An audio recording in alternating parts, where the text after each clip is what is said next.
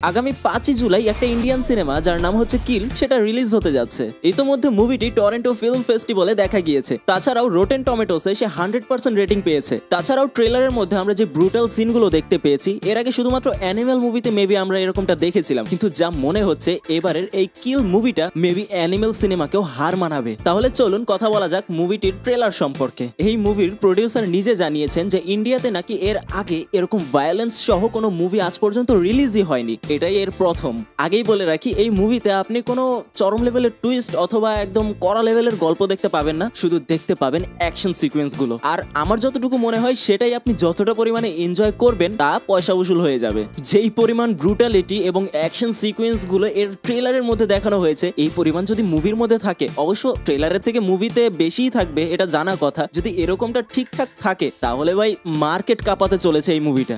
রাঘব থেকে শুরু করে লাক্সের অ্যাক্টিং এবং অ্যাকশন স্কিলগুলো যেভাবে ফুটিয়ে তোলা হয়েছে এর ট্রেলারের মধ্যে, যদি সবকিছু ঠিকঠাক থাকে তাহলে তাদের অ্যাক্টিংও কিন্তু বাজিমাত করে দেবে। কারণ সাউথ ইন্ডিয়ান মুভিতে আমরা অ্যাকশন দেখি, কিন্তু ওইগুলো বাস্তবতার সাথে মানে বাস্তবতার কোনো ধারে কাছেই থাকে না। সেখানে এই মুভিটার মধ্যে যে অ্যাকশন সিকোয়েন্সগুলো দেখানো হয়েছে সেগুলো মনে হবে যেন আপনি একদম রিয়েলি দেখছেন। অবশ্য আগে থেকেই ওয়ার্নিং দিয়ে রাখা ভালো, যারা এই সব ব্রুটালিটি দেখতে পারেন না বা যারা এগুলো রক্তারক্তি সহ্য করতে পারেন না, তারা এই মুভি থেকে দূরে থাকলেই ভালো হয়। কিন্তু যারা এই ধরনের মুভি দেখতে পছন্দ করেন, যেমন জন উইক টাইপের মুভি, তারা চাইলে দেখতে পারেন। কারণ এই মুভিটার মেন ফোকাসটাই দেওয়া হয়েছে এই অ্যাকশন সিকোয়েন্সের দিকেই এবং এই ব্রুটালিটির দিকে। একটা রাতের ট্রেন জার্নি এবং সেখানে ফাটাফাটি অ্যাকশন সাথে এমন ব্রুটালিটি, যার কারণে মুভিটাকে আর রেটিং দেওয়া হয়েছে। মজা করছি না, মুভিটা আসলেও আর রেটেড মুভি, যার কারণে আপনার ভেবেচিন্তেই দেখতে যেতে হবে আপনি কোন ধরনের মানুষ। পার্সোনালি আমি যেটা বলবো, রোমান্টিক মুভি বা আমরা যেই ধরনের মুভির সাথে অভ্যস্ত সেই টাইপের মুভি আমরা ইতোমধ্যে অনেক দেখে ফেলেছি। অনেক নায়কের অনেক টাইপের সিনেমা, অনেক ধরনের স্টোরি আমরা দেখতে পেরেছি, কিন্তু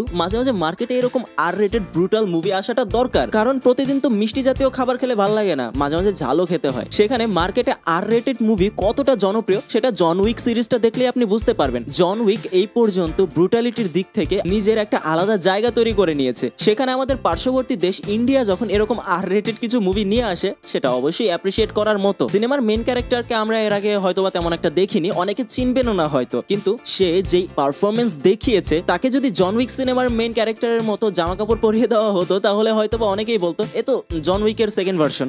তবে এটা আমার মন্তব্য নয়, এটা দর্শকদের মন্তব্য। সিনেমাটি ধর্মা প্রোডাকশনের আন্ডার থেকে আসছে, তো সেখানে ট্রেলার থেকে গল্প সম্পর্কে যতটা ধারণা পাওয়া যায়, সেখানে হয়তোবা আমাদের হিরো একজন আর্মি অফিসার যে নাকি ছুটিতে তার পরিবার নিয়ে ঘুরতে যাচ্ছিল। তখন ট্রেনের মধ্যে যখন মাঝরাতে এই হামলাটা হয়, তখন আমাদের মেন ক্যারেক্টার তার আসল স্কিল গুলো দেখাতে শুরু করে। যতটুকু বোঝা গিয়েছে, আমাদের মেন ক্যারেক্টার সেখানে 40 জন মানুষের সাথে একা লড়াই করবে। শুরুতেই যেমনটা বলেছিলাম, মুভিটা সামনের 5ই জুলাই মুক্তি পাবে, যেখানে ট্রেলারের একদম প্রথম থেকে শেষ পর্যন্ত যে অ্যাকশন সিন গুলো দেখানো হয়েছে সত্যি অসাধারণ ছিল। পাশাপাশি মুভির পরিস্থিতির সাথে ব্যাকগ্রাউন্ডের যে বিজিএম এবং কালার কারেকশন সবকিছু মিলে যেন একটা মাখন হয়ে গিয়েছে। মনে তো হচ্ছে গল্পের মেইন একটা পর্যায়ে যখন আপনি পৌঁছাবেন, তখন অ্যাকশন সিকোয়েন্স গুলোতে আপনি নিঃশ্বাস নেওয়ারও সময় পাবেন না। এই সিনেমা আপনাকে এরকম ভাবে ধরে রাখবে। বিশেষ করে এই নায়কের মুভি আমি এর আগে কখনো দেখিনি, তো এক্ষেত্রে প্রথমবার দেখাতেই তার অ্যাক্টিং এবং অ্যাকশন স্কিল আমাকে যেই পরিমাণে মুগ্ধ করেছে, তা দেখে বোঝাই যায় মুভিটি হয়তো বা একদম শান্তশিষ্টভাবে রিলিজ হবে, কিন্তু রিলিজ হওয়ার পরে নিজের কাণ্ড শুরু করে দেবে। আর হ্যাঁ, মুভির অ্যাকশন সিনগুলোর শুটিং একটা অরিজিনাল ট্রেনের মধ্যেই করা হয়েছে, যেখানে ভাবুন এত ছোট একটা জায়গার মধ্যে কিভাবে তারা এত